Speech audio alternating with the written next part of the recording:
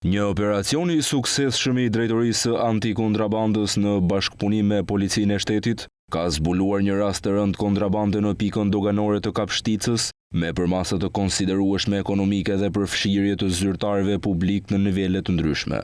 Ngjarja ka ndodhur në mbrëmjen e datës 15 prill 2025, kur në degën doganore të Kapshticës është ndaluar një trailer me peshë 40 ton që transportonte një sasi të madhe produktesh ushqimore. Ngarkesa e mallrave nuk ishte e deklaruar në dogan, nuk përmbante element sigurie dhe shoqëroi me dokumente të falsifikuara. Sipas burimeve zyrtare, 3 doganierët në detyrë, Vasfi Oska, Erion Goshdari dhe Angela Elezi, kanë regjistruar ngarkesën në sistemin doganor me dokumentacion të manipuluar, duke mundësuar kështu kalimin e ngarkesës në mënyrë të paligjshme.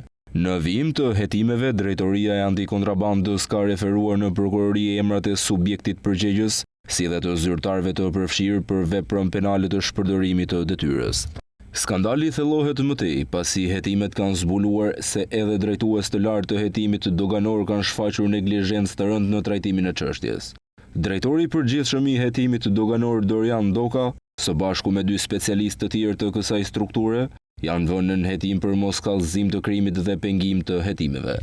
Pavarësisht të marrjes së njoftimit për shkeljen e doganierëve, këta zyrtar nuk kanë informuar prokurorin e gatshëm apo strukturat përkatëse të hetimit të krimit ekonomik pranë DVP Korç deri në orën 15:00 të datës 16 prill, mbi 15 orë pas marrjes së informacionit, duke sjellë pasoja serioze në hetimin e mëtejshëm të ngjarjes. Materialet procedurale janë referuar prokurorisë pranë gjykatës së shkallës së parë të jurisdiksionit të përgjithshëm Korç për veprime të mëtejshme hetimore.